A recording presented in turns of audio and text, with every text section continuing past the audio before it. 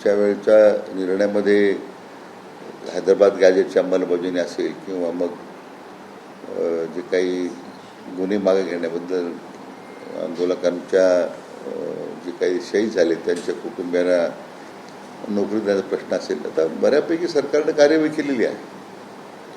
आता त्याच्यामध्ये जे काही उणिवा दिसत आहेत त्यांच्या म्हणण्याप्रमाणे, मान्य जरंगे पाटलांच्या म्हणण्याप्रमाणे, तर जाऊन त्यांच्याशी चर्चा करून म्हणजे त्यांना या सगळ्या उणिवा शासनाने कशा दूर केल्या आहेत, काही गैरसमज असतील त्यांचे, तर ते आपल्याला दूर करता येतील.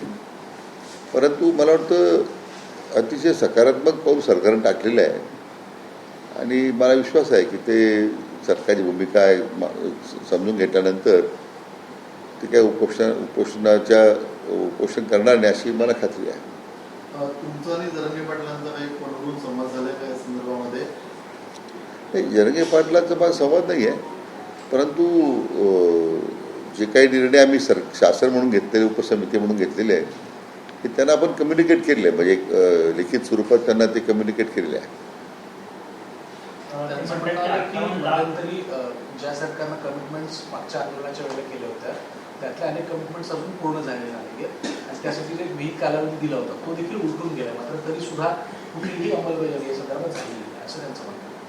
मी म्हणून म्हटलं की जी काही त्यांच्या मनातली संदिग्धता दिसते अंमलबजावणीबद्दलची किंवा काय, तर माझ्या दृष्टीने तर अंमलबजावणी आम्ही अतिशय प्रभावी करण्याचा प्रयत्न केलेला आहे. त्याचे टाईमलाईन्स ठरवलेले आहेत, त्याप्रमाणे वेळोवेळी त्याचा आढावा पण घेतो आहे. तर काही कायदेशीर बाबी उपस्थित होतात, त्यामुळे एखाद्या उदाहरणार्थ व्हॅलिडेशन करायचं, व्हॅलिडिटी करण्याला काय विलंब लागतो, कारण त्या कॉन्स्टिट्युशनल ऑथॉरिटीज सगळ्या आहेत. त्यामुळे याचा अर्थ सरकार कार्यवाहीच करत नाही असं म्हणणं चुकीचं आहे. जरंगे पाटलांचं म्हणणं आहे की 58 लाख कुणबी नोंदी ज्या निघालेल्या आहेत त्याचं प्रमाणपत्र तुम्ही कधी देणार आहात असं त्यांनी प्रश्न उपस्थित केलेला आहे सरसकट. नाही, 58 लाख कुणबीच्या नोंदी निघण्याचा प्रश्नच नाही आहे. या उलट म्हणजे त्या ज्या निघाल्यात त्या तर सगळ्या एकूण राज्याचा आपण विचार करतो. आता मराठवाड्यामध्ये हैदराबाद गॅजेटनंतर साधारण मला वाटतं एकतर 2.5 लाखाच्यापेक्षा जास्त आपण दाखले दिलेले आहेत. मला वाटतं आमची उपसमितीची कार्यवाही करण्यात आणखी त्याला थोडा वेग देऊन, कारण हैदराबाद गॅजेट सगळ्यात मोठी अडचण काय होते की तिचं नाव नाही आहे, नंबर आहे. आता नंबरप्रमाणे त्या गावातली वंशावळी सिद्ध करणं वगैरे त्याला जो वेळ लागतो. आता त्या क्षेत्रीय पातळीवर काही अधिकाऱ्यांचा निष्काळजीपणा दिसतोय, काही अधिकारी जाणीवपूर्वक ह्या अशा प्रकारच्या जी दाखले देण्यामध्ये टाळाटाळ करतात, अशा काही तक्रारी आलेल्या आहेत. परंतु मला वाटतं की आमची उपसमिती स्थापन झाल्याच्या नंतर जो 61,000च्या वर दाखले आपण दिलेले आहेत. आता त्याला लागणारी जेवढी व्यवस्था आहे, म्हणजे त्या जुन्या उर्दूच्या लिपी आहेत किंवा त्याच्यातलं जे समजून घेण्याचे काही निवृत्त लोकांना आपण घेतलेलं आहे की त्यांनी ते त्याप्रमाणे कार्यवाही करावी. पण मला वाटतं की त्यांचं जो म्हणणं आहे जरंगे पाटलाचं 58 लाख वगैरे दाखले सरसकट देण्याबद्दल, तर त्याचं मला वाटतं कोणीतरी तो गैरसमज करून दिलेला आहे. तर तो एकदा वस्तुस्थितीसमोर मी मांडणार आहे आज की काय प्रत्यक्ष काय कार्यवाही करतो आपण.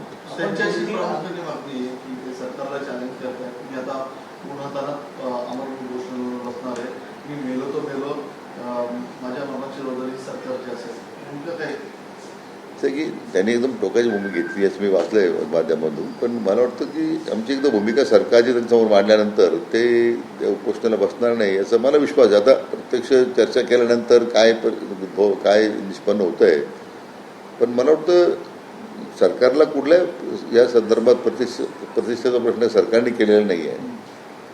प्रश्न सोडवण्याच्या दृष्टीनेच आम्ही पावलं टाकलेली आहेत. आणखीन काही त्याच्यामध्ये काही विसंगती असेल, त्यांना वाटत असेल तर आपण ते चर्चा करून निर्णय करू.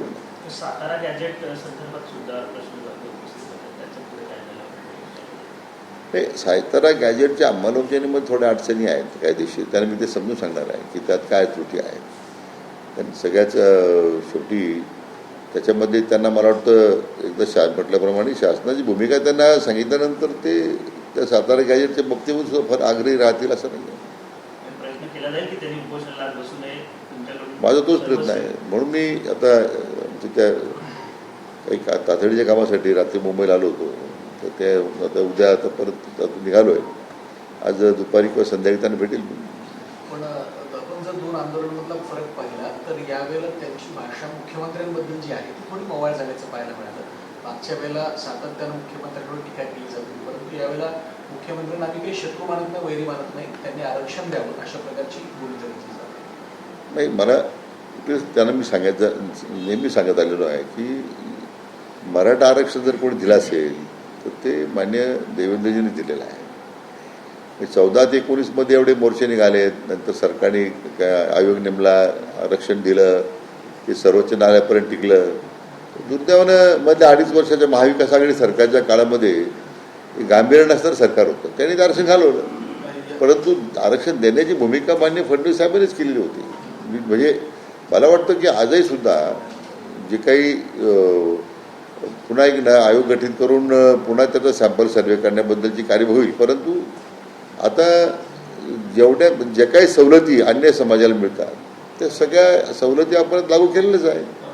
मुख्यमंत्र्यांनी तुमची या समितीवरती वर्णी लावल्यानंतर एवढ्या मोठ्या मुंबईत सुरू असणारं आंदोलन तुम्ही मिटवलं होतं. आता त्याची तुमच्याकडे मोठी जबाबदारी आहे, ते आता आमरण उपोषणाला बसत आहे. हे देखील तुम्ही जबाबदारी पार पडणार आहात का, त्यांचं उपोषण मागे घेणार आहात? असं की आता त्यांच्याशी चर्चा केल्याशिवाय तर काही भाष्य करणं चुकीचं आहे. पण मी म्हटल्याप्रमाणे आमची भूमिका सरकारची एकदा त्यांच्यासमोर मांडली तर मला खात्री आहे की ते त्याच्याबद्दल ते समाधानी राहतील. आणि उपोषणा काही त्याचा मार्ग नाही आहे. त्यांच्या मुंबईच्या आंदोलनानंतर खरं समाजाच्या बद्दल त्यांच्याप्रती असणाऱ्या भावना त्यांनी केलेलं मोठ्या त्याचं नेतृत्व करतायत, ते तर मी नेहमीच आदर करत आलेलो आहे उपसमितीचा अध्यक्ष म्हणून. मला वाटतं ते आमची भूमिका मान्य करतील. जे गुन्हे दाखल झालेले आहेत, गुन्हे दाखल जे झालेले आहेत त्यावरचा सुद्धा त्यांनी मुद्दा उपस्थित केला आहे. अनेक मराठा बांधव जे आहेत त्यांना सरकारी अधिकारी म्हणून बनायचं नाही आहे का, कारण असे गुन्हे जे असते मागे घेतले पाहिजेत अशी मागणी त्यांची. नाही, मी त्यांना माझंही सांगणं साधारण 950 गुन्हे होते दाखल झाले, 961 काहीतरी. आता फक्त काहीतरी 64 गुन्हे फक्त मागायचे राहिलेले आहेत, बाकी सगळे घेतलेले. आता गंभीर स्वरूपाचे गुन्हे तुम्ही लोकांच्या घरात गेला, घरात पेटवण्याचा प्रयत्न केला, बरेच. त्यांची भूमिका आहे की त्यात थोडेसे ते कलम मवाळ करावे. आता तो काय अधिकार आम्ही त्याच्यावर विभागाला तपासून घ्यायला सांगितलं आहे, काय आपल्याला मदत करता येईल. पण मला वाटतं जवळजवळ 95% गुन्हे मागे घेण्यात आलेले आहे. तुम्ही आंदोलन जरांगेला भेटायला झालेला आहात, तुम्ही मुख्यमंत्र्यांनी या संदर्भात काही ब्रीफिंग दिलं आहे का, आणि मुख्यमंत्र्यांनी या संदर्भात काही भूमिका मांडली, चर्चा झाली? नाही, आमची म्हणजे 2 दिवसापूर्वी आमची चर्चा झालेली आहे मुख्यमंत्री महोदयांबरोबर. काही म्हणजे आंदोलनाच्या बाबतीत मागण्या काय काही नाही. आता मी जे बोलतो सरकारची भूमिका आहे, शेवटी राज्याचे प्रमुख म्हणून त्यांचं मार्गदर्शन आपण घेतच राहतो. सर, एक शेवटचा राजकीय प्रश्न असा आहे की राष्ट्रवादीमधली धुसफूस वाढताना पाहायला मिळते. थेट आता पार्थ पवार आणि छगन भुजबळांना त्यांच्या विभागातले टेंडर कसे द्यायचे.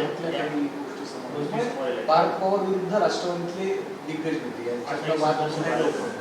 काय कल्पना नाही, पक्षात काय झालं माहीत नाही आपल्याला. दुसरीकडे साहेब, विधान परिषदेच्या निवडणुका तोंडावर आहेत, मात्र जिल्हा परिषदेच्या निवडणुकीदरम्यान अनेक जिल्ह्यांमध्ये शिवसेना आणि भाजप असा सुप्त संघर्ष पाहायला मिळाला होता.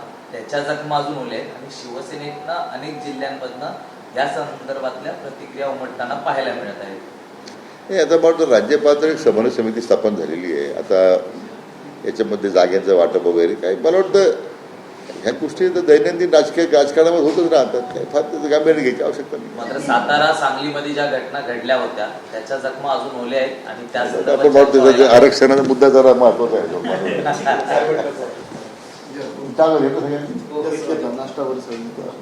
मला माहिती तू म्हणजे